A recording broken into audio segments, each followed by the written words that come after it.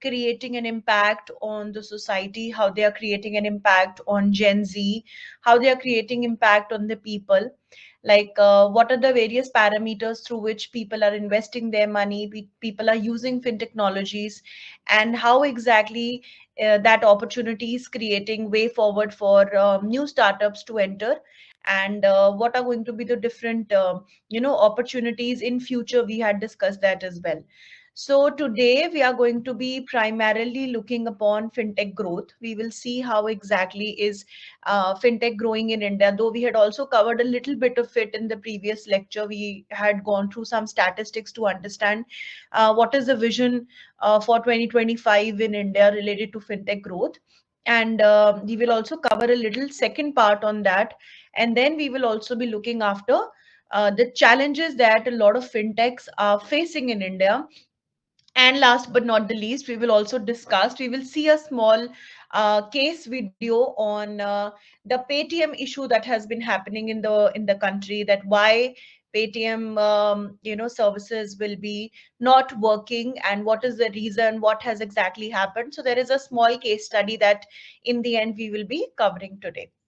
So, starting with the fintech growth, I mean, I'm sure all of us have completely realized with the fact that the financial sector has experienced great and tremendous growth in India, and during I would say the past 10 years since the evolution of financial technologies in India, and it is definitely the fast growing marketplaces in the world, within a fintech adoption rate of 87% as compared to the global average, which is of 64%. So India still has 190 million people without access to the banking services. I mean, this is the question that arises in the mind, that there are people in the country which are still facing the issue related to financial inclusion. Forget about using financial technologies, but there are a lot of people who are not even financially included in the system, and there comes the challenge. But then again, since we are the second largest population, so without such kind of an access, there has been a tremendous growth in the recent years, supporting the financial technology, supporting the growing need of internet adoption, and supporting wherein a lot of people have started using digital technologies in their lives. Now, there is definitely a need to expand this technological based financial services across the nation, and financial growth is definitely there, but there is still some unit of the population which is not financially included, and that is where a lot of services have to target that particular unit of population.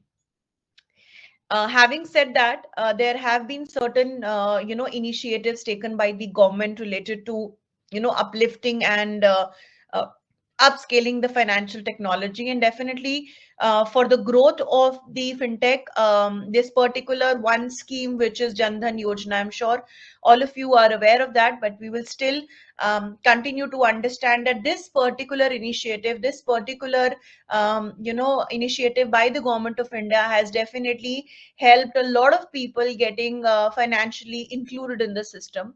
And this is where this initiative that has assisted over 450 million beneficiaries in opening their new bank accounts, and so they can have direct benefits transfers, and they can access a variety of financial services apps, including all the remittances, credit, insurance, and pensions. This particular initiative or this scheme has possibly made financial development in India through technology, and this has really um, this I'm sure that this was the biggest appeal from the Indian government to catch the consumer base in India. And I'll just share an example with all of you that we run a small module on financial inclusion which is called as microfinance in the university. And as a part of that particular module, I sent some students to the villages, like small villages surrounded by Chitkara University, or I would say there are 5 villages which are adopted by Chitkara University, Punjab, and I send these students to these villages to actually go and try to understand what is the financial capability in those villages. So a lot of people, a lot of students come back to me with a report by saying that there are still certain people in those villages in Punjab that do not want to get their bank account opens, right? Again, even with the provisions like Jandan Yojana, even with the provisions of having zero balance accounts, a lot of people still do not trust the Indian banking system, and that is the challenge. So growth is definitely there, but I'm giving you an example of the previous statement that we have just read in the previous slide. There are still a lot of people who are not financially included in the system. However, this particular initiative and this particular scheme had given a lot of weightage and has risen the bar for the banking sector, because a lot of people, with the help of this particular scheme, have definitely included themselves into the financial system. Okay. Now, the next very important parameter of the initiative is India Stack. I am not sure whether a lot of people are aware about this, but I will also show you a small video about what exactly is the India Stack. So this particular initiative is a collection of APIs, like a lot of APIs that enables the enterprises, it enables the entrepreneurs, it enables the developers to utilize a specific, or I would say a special digital infrastructure. Why? Because there is a challenge of infrastructure, and then there is, a challenge of a lot of paperless economy. So that is where cashless services are there. So this particular scheme has also created a big evolution in the field of financial technologies. So this is a set of API that allows all the governments, it allows the businesses, startups, developers to utilize a unique digital infrastructure. That is one of the most important digital initiatives that has been taken care of globally. And the aim basically was to put up a public digital infrastructure which is based out of the open APIs to promote public and to the private digital initiatives. This indiastack.global, you can definitely go ahead and you can search for their website, and you will try to understand it is one single repository for all major projects that are happening on India Stack. So this is again, Jandan Yojana is one, but this is also the major accelerator that has created a lot of growth opportunities for financial technology. So let me just show you a quick video about what exactly is India Stack. Okay, can one of you please tell me if the video is audible to you, please? Are you able to hear? Yes, ma'am. Okay. So I'm playing this video now. India's ambitious project, Network for Digital Commerce or ONDC, which seeks to rival US giant Amazon and Walmart backed Flipkart, went live in Bangalore recently, and it uses India Stack as a platform. India Stack is a moniker for formidable digital infrastructure which includes identity, payments, and data management. Governments, startups, and developers used this infra to accelerate India's shift to not only a digital economy but also an inclusive one. The India Stack infrastructure has revolutionized the way both small and big businesses transact with their customers. According to the International Monetary Fund, it has widened access to financial services in an economy where retail transactions are heavily cash based. India Stack was built on layers of technologies and frameworks such as Aadhaar, UPI payments, digital locker, and others.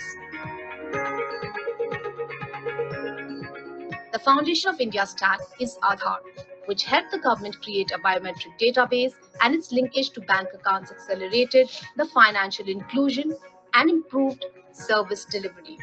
Over a billion Indians have an Aadhaar card with a unique identification number. For years, government welfare delivery was not efficient. Aadhaar not just improved the last mile delivery, but also became the basis for many flagship schemes such as Jandan Yojana, Kisan Samman Nidhi Yojana, etc. Then came the Unified Payment Interface or UPI that allowed millions of users to transfer payments instantly. Fintech companies with digital wallets made transactions instant and simpler.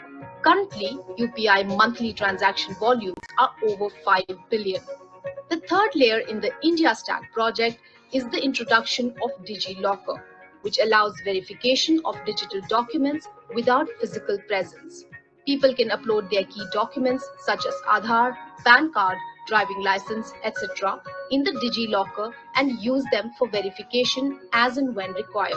For instance, digital lenders could quickly verify the documents and sanction loans based on the credit history. The fourth layer, which is not yet fully operational, is to enable secure movement of data with the consent of users. This layer allows data to move freely and securely to democratize the market for data. Okay. So post India Stack projects, we have already discussed about UPI, but I'll again talk about UPI here in this particular slide.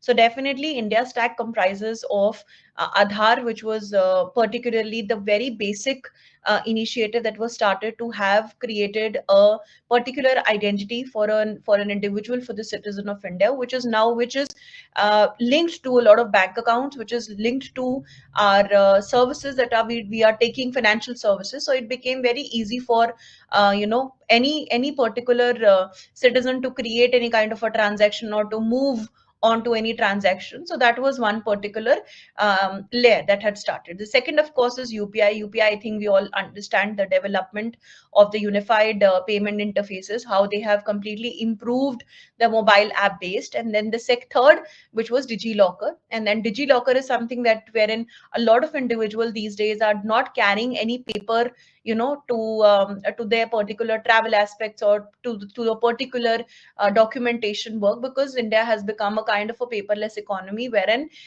even being a cashless economy, so a paperless economy where you can put all your important documents in that particular DigiLocker, and then you can easily use it anywhere whenever it is required.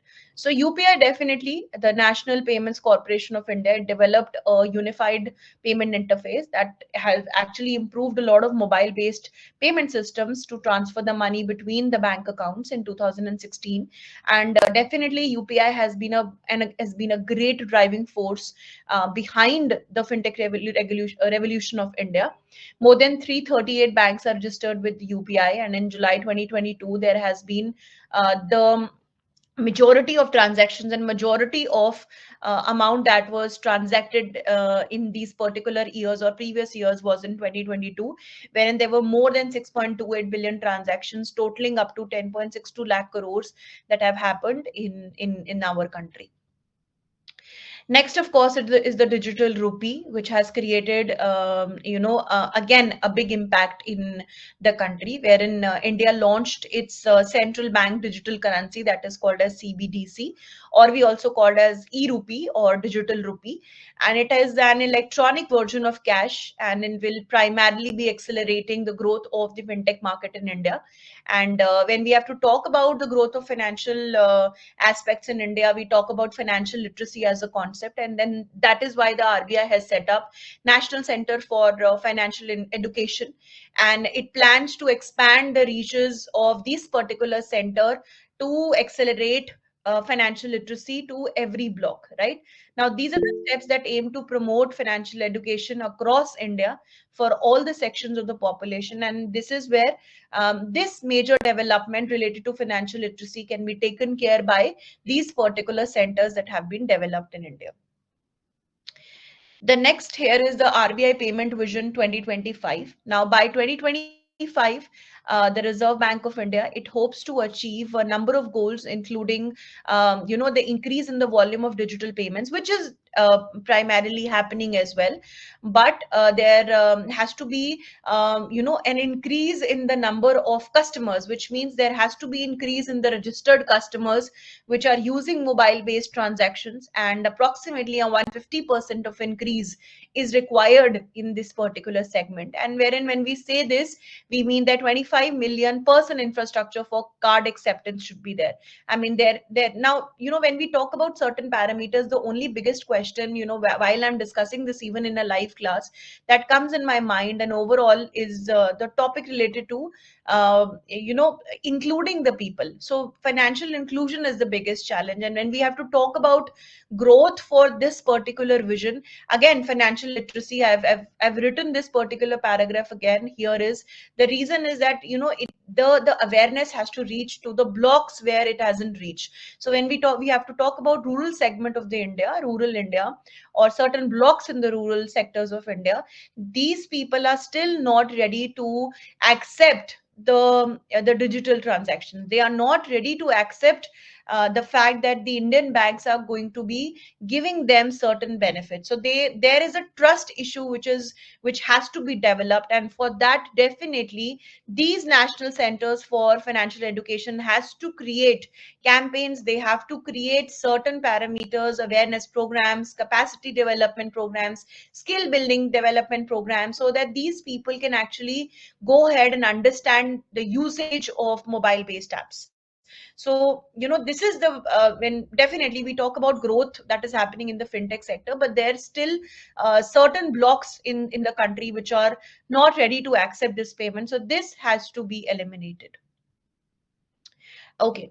Now, India's financial ecosystem, definitely, this is one of the article that I was reading recently, and it was published in the Hindu business line, and it said that there has been an increase which is happening, but then the ecosystem wants to, or predicts to reach 70 billion in the financial year 30, right? So India's financial ecosystem, which is the third largest globally, it is definitely expecting to have a large scale of 70 billion in the annual revenue by financial year 30, and accounting for at least 18 to 20% of the financial sector, giving a very good revenue pool according to the Elevation Capital and McKinsey India. So that was the report given by McKinsey India, in which they also mentioned that with more than 9,000 fintechs, so the startup range also has increased in financial technology, and India is definitely the home to the third largest number of fintechs globally, right? And that holds 14% share of the Indian startup funding. So this report was also saying that it forecasts that the financial sector is definitely going to be poised to generate 400 billion in value creation by 2030, indicating, which means there is going to be 4 times increase in the current level of the financial sector in amalgamation of technology. So fintech ecosystem is definitely increasing with the emergence of fintech apps, fintech startups, and that is where a lot of research organizations like Elevation Capital and McKinsey, they are generating their reports with the prediction of saying that there is going to be a heavy increase in the fintech market by financial year 30. Okay. Now, there are in this particular report itself, I came across this particular word which said that there are 4 E's of the fintech world. I mean, in the same report, while I was reading, I got to understand that definitely in the sizable market of 3 to 5%, wherein there are which is actually growing with the financial pool. They also say that they are creating and will continue to create more value, like we've heard, but there is certain keyword that they have stated is there are 4 E's of the fintech. So that those 4 E's are expansion, efficiency, experience, and enablement. So over the next decade, we means that this particular report expected that the value is going to be increased, and this was said by the India's digital public infra, which is definitely allowing them to capture 12 to 15% of the Indian financial services revenue pool by 2030. And this is said by Vas Bhaskar, who's the principal of Elevation Capital. With this particular statement, there has been a comprehensive survey that was conducted by more than 70 industry experts and conversations of over 20 industry leaders from the fintech and fintech services. So, including Ajay Rajan, who is the head of digital and transaction banking with Yes Bank, Anup Agarwal, who's the co-founder and CEO of Mintify, and Vijay Shekhar Sharma, who's the CEO of Paytm, among others. So they all totally agree with the fact, and they predict, and the bottom line is that there is going to definitely be a larger growth in the financial sector by 2030, and they predict that there is going to be a big revenue pool that is going to come from these financial services related to financial technologies, and they are going to be creating a bigger value across with the help of these 4 E's. So expansion, efficiency, experience, and enablement. Now, we've definitely talked about the growth of financial, technologies in India, but there are certain facts related to digital payments which I want to touch upon. touch upon. Now, I was going through certain data, and the volume of the UPI transactions, they have increased 200x times from January 2017, which was 4.5, to December 2023, which has touched down to 10 billion. And definitely in 2024, this number has definitely been increased, and the value has been increased to 600x time during the same period. UPI recorded the highest ever volume transactions in December 2023, which was 8.8 billion. Daily transactions on the UPI platform, they have been touching 1 billion. Daily transaction will be touching 1 billion by 2025. So digital payments, they have increased 76% in transactions and 91% in the value in the year 2023. Pan India Digital Payment Survey covering 90,000 respondents revealed that 42,000 of the respondents have been using digital payments. And I think we agree to the fact that today digital payments, I mean, I just happen to have, I think all of you must be experiencing this particular example in their daily lives when they are going to the market and they're just asking for key, do you have Paytm, do you have Google Pay, do you have UPI? So it becomes easy for us to do the transaction. But definitely just imagine 1 billion transaction per day, right? So the amount of digital payments that have increased, digital transactions that we are using have definitely increased in India. And acceptance of these particular digital payments, they have increased from 170 touch points to 260 touch points, and there has been an increase of 53%. So this is the statistics till 2023 related to the digital payments. So we've seen the growth, we've seen how digital payments are progressing, but the question now is related to the challenges of this particular technology. I mean, what are the challenges that are faced by the financial technology? So first challenge is definitely regulatory and compliance laws. In the I think in the third lecture we'd spoken about financial regulations as well, wherein we discussed about sandbox, we discussed about financial regulations in India. So this is the major and the foremost challenge that is faced by the financial technology, which is that there is a slowing down of fintech startups in Indian financial sector, uh, necessarily because of the rules, necessarily because of the regulations in India. Right now, these rules are difficult to follow, and of course, this is making I think this is making little difficulty for the financial organizations to join Indian markets. So to combat fraud, compliance programs are there, compliance regulations are there. There has been a regulatory framework. However, they too have been serving, a lot many problems, that I would say minute issues related to the fintech players. So before they even begin their operations, fintech startups complete a long number of requirements. So a lot of regulatory issues have been there related to the fintech startups in India. So the first challenge that this particular industry faces is related to regulatory compliances and related to the laws, rules, and regulations. The second challenge that is faced by the fintech is the unbanked and underbanked population. I have been discussing this from the first slide today, that the major challenge and the basic challenge that India faces is with the population, which means that there is still very poor level of financial literacy. When I'm talking about financial literacy, I'm talking about those particular block units which are not financially included in the system. So which means that to increase the financial inclusion, India, for instance, for sure introduced Jan Dhan Yojana, but then the World Bank report claims that despite of 180 billion bank accounts being opened, more than 48% of them are left idle for the whole year. So, which means Jan Dhan Yojana has definitely been a very prime initiative in India, but still people have opened the accounts, but they are not using those accounts. I mean, the transactions are not happening, so they are left idle, right, without being used. So India still remains in a very long way from the financial inclusion, despite of all the steps that they have taken to put in place this particular scheme. So there has been an underbanked and there has been an unbanked population which is not yet financially included in the system. So that is again the biggest challenge.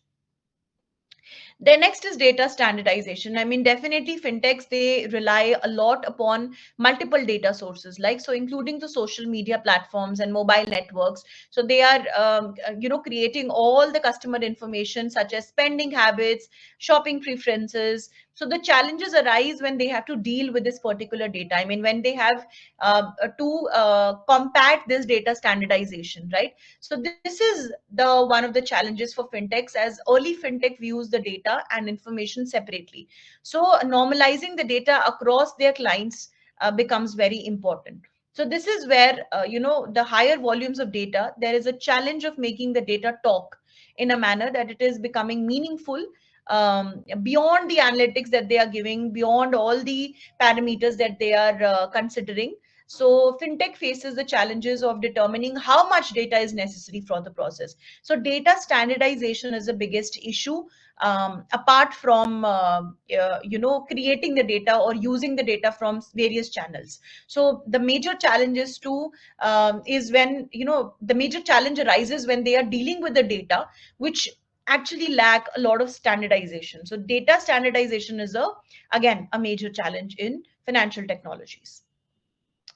The next challenge is the competition from traditional banking firms, right? So fintech companies, definitely they are more superior, they are more agile, and they have provided a lot of competitive advantage over the traditional financial institutions, which are known for their sluggish and reluctant behaviors to adapt certain transactions and certain issues. So the legacy banks are no longer universally considered to be the only truth, since they are adjusting their businesses strategies and they're trying to have strategic acquisitions. So still the problem is related to traditional banking firms. Some of the traditional banking firms are not yet ready to adapt financial technology, and they still believe in doing the work traditionally. And there are certain customers, there are a lot of consumers which who still prefer traditional banking systems as compared to the modern digital platforms. So this is also one of the challenge that this particular ecosystem faces. The next challenge is trust in cash. Now, I think this is quite very basic and very common that when it comes to daily transactions, a lot of people, and I would say a lot of Indian people, they take a very conservative approach, right, on settling the cash. So they have actually relied upon money as a sales medium for a very long time, right? So, but this is challenging for them to break that habit and adapt a new strategy altogether. So some people which are underbanked, or which they are the people, the segments in India which are not using digital transaction, they still feel that there is a lot of trust in cash when they are selling a particular product or buying a particular product instead of using a digital payment, right?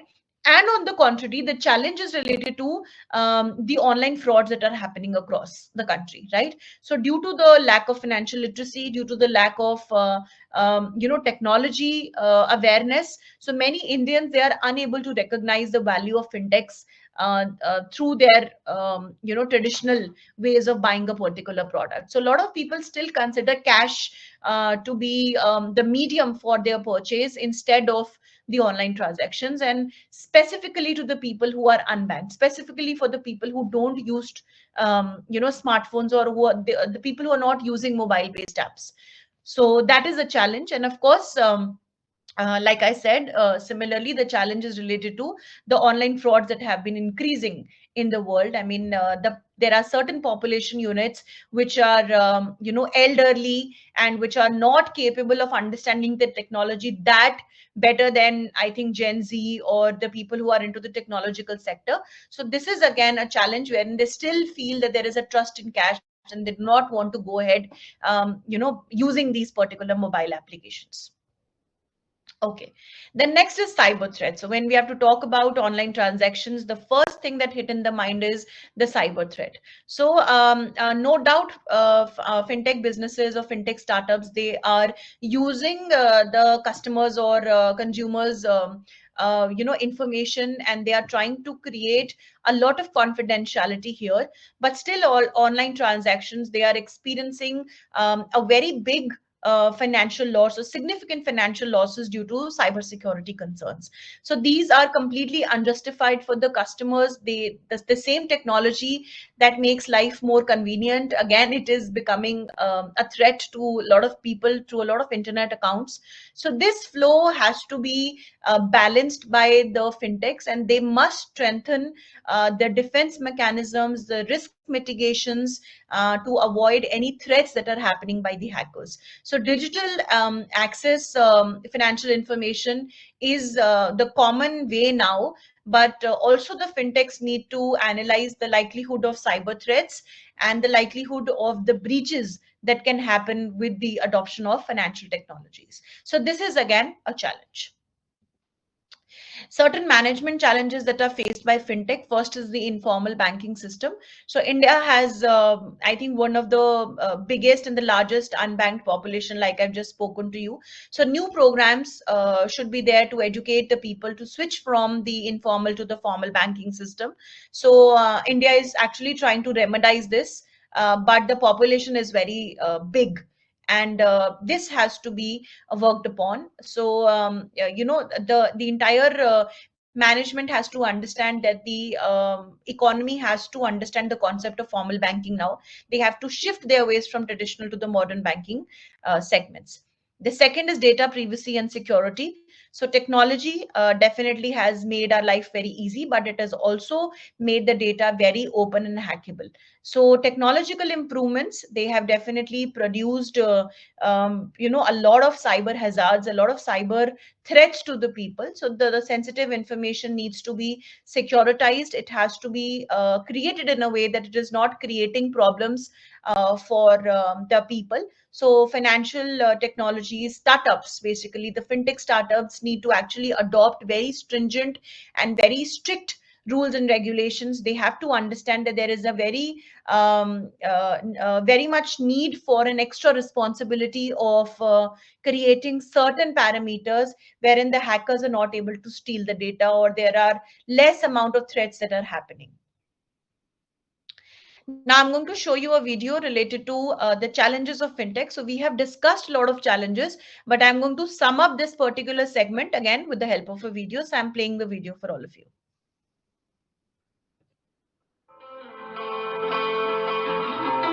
In this unprecedented time, lead generation is on high priority to acquiring new customers.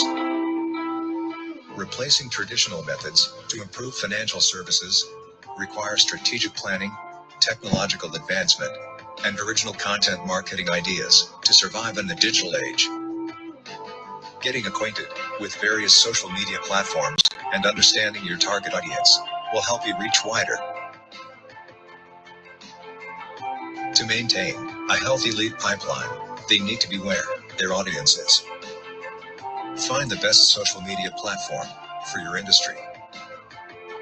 Rethinking online and offline events and other online opportunities like webinars, podcasts, live streaming, live Q&A, online sessions, and live feeds, or publish demo videos. Financial brands should be able to handle issues such as security, confidentiality, and digital fraud to build trust and loyalty between the company and the end user. Fintech brands are coming up with innovative solutions that can help with financial close, more visibility and transparency to financial transactions, centralized data, and cloud support. Considering the threat posed by cyber criminals and fraudsters, the financial system needs to handle this risk smartly. Almost 33% of millennials believe they won't need a bank at all in 5 years. Millennials are fueling the fintech market. Fintech media house and publications need to focus on creating authoritative fintech content on trending topics. Lastly, remember, these challenges are temporary, and all we need to do is focus on digital transformation for customer satisfaction. Reach out to us if you are looking for any assistance. Okay. So, the last segment, so we've covered the growth of the financial technologies in India, and then we have talked about a lot of challenges, and we've seen a video in which we've tried to understand, make a summary of whatever we've done so far. And the only challenge that even the video is talking about is to understand the privacy of the customers, to consider certain platforms which are going to be helping the customers of not having threats related to cyber issues, right? And with this, the last segment that I told you that we are going to be discussing a small video case on the Paytm shutdown. I'm going to play the video and let's just understand what exactly had happened, why Paytm is, trying to shut down its services, what has happened, what has RBI instructed, what are the regulations that are happening. So let's just try and understand with the help of this small case. So I'm going to play the video. Please tell me if you are able to listen, please. This is about. Is this audible? Yes, ma'am. Okay. About Paytm Payments Bank, not about the fundamental Paytm system itself. I wanted to make that distinction clear. This is about Paytm Payments Bank, not about the fundamental Paytm system itself. I wanted to make that distinction clear. What is wrong? The RBI has told the Paytm Payments Bank to stop accepting new deposits. What did they find wrong? To know all about this, let us go and take a quick look at a slide deck that I put together. Now, what is this crisis all about? What happened was RBI had ruled out a review. This is an appeal, and they have ruled it out, saying that we are going to review our regulatory action against the Paytm Payments Bank. The RBI takes all decisions after a lot of consideration and analysis. There is no review of our original decision. The RBI, which has received several queries and clarifications on the issue of Payments Bank of Paytm, reiterated that it will issue a list of frequently asked questions. RBI's major restriction on 31st January, that is about 14 days ago, RBI issued directions to Paytm affiliate. So this is not the basic Paytm, this is an affiliate.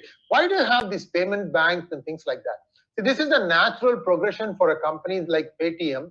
All Paytm does is enables you to transfer money from a buyer to a seller, right?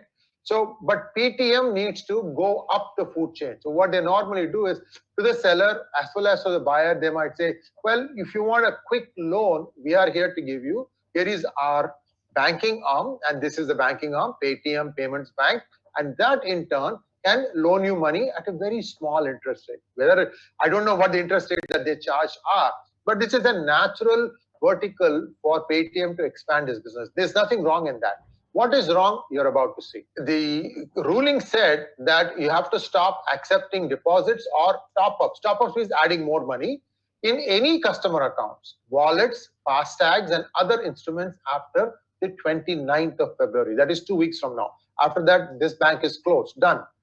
At least it cannot take any new deposits. I don't know what they are going to do with the existing deposits.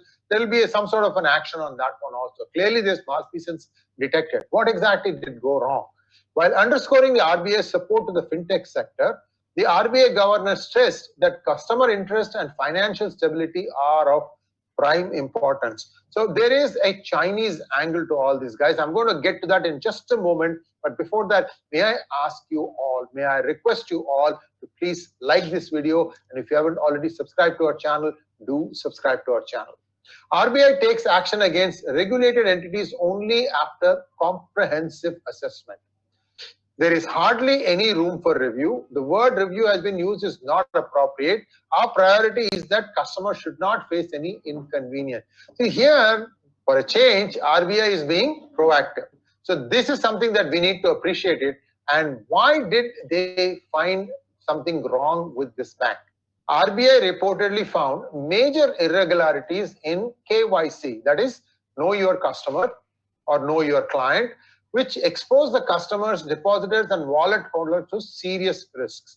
On February 8th, the Deputy Governor, Swaminathan J. said that the particular actions were preceded by months or years of bilateral engagement and that regulated entities such as Paytm Payments Bank are provided adequate time to take corrective action so as to protect customers and the financial stability of the system. RBI found that in many cases, the same PAN was linked to numerous customers. In some cases, it was noted that one PAN was linked to 100 customers, while in some cases to more than 1,000 customers. The total value of transactions, which is in crores, was much beyond the regulatory limits in minimum KYC prepaid instruments as said by RBI. See, what this means is that there is a limit and on how much you can use these cards, 10,000, 20,000, what have you. But when they tried to break this thing by having multiple accounts with the same PAN number, they were essentially trying to game the system. Now, Paytm has an expansive network of over 30 million merchants via its platform, with roughly 20%, that would mean 6 million, using the services of Paytm Payment Bank Limited for their financial settlements. I told you why, right? Alibaba and Ant, these are Chinese companies, put up about 7,043 crores, about $1 billion close to, into Paytm since 2015, the largest investment by a Chinese entity in an Indian unicorn. The interesting thing is, that there is no more Alibaba, there is no Ant Financial anymore. All these things are gone. They are gone, and Xi Jinping has, basically confiscated all these things. Most of the stake was held through Ant. At the time of Paytm's public listing, Ant had 25% close to, and Alibaba about 6%. And Alibaba sold all its shares for about 2,400 crores back in 2023. So Alibaba Comp Singapore E-commerce Private Limited sold 2 crore 14 lakhs 31,822 shares at rupees 642.74 a piece. So they cashed out. In August 2023, Ant Financial handed over its 10.3% stake in Paytm to the latter's founder, Vijay Shekhar Sharma, in an off-market deal. The transfer was made to Netherlands-based Resilient Asset Management, owned 100% by Sharma. I find something odd here. Where did Vijay Shekhar Sharma come up with the money to get all this thing?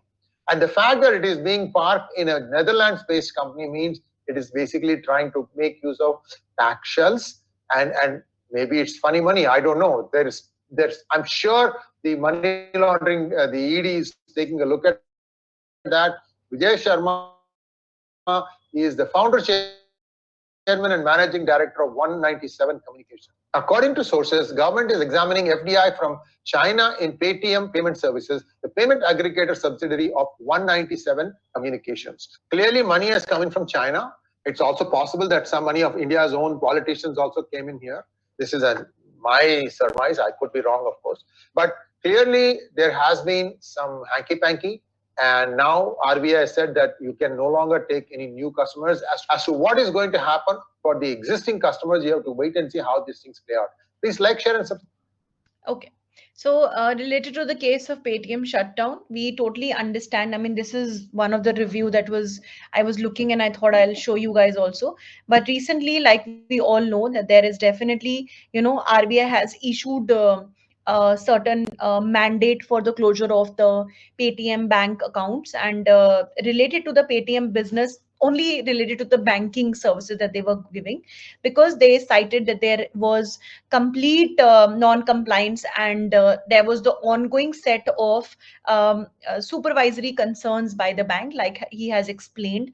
And this is where the entire system for the banking system has been shut down.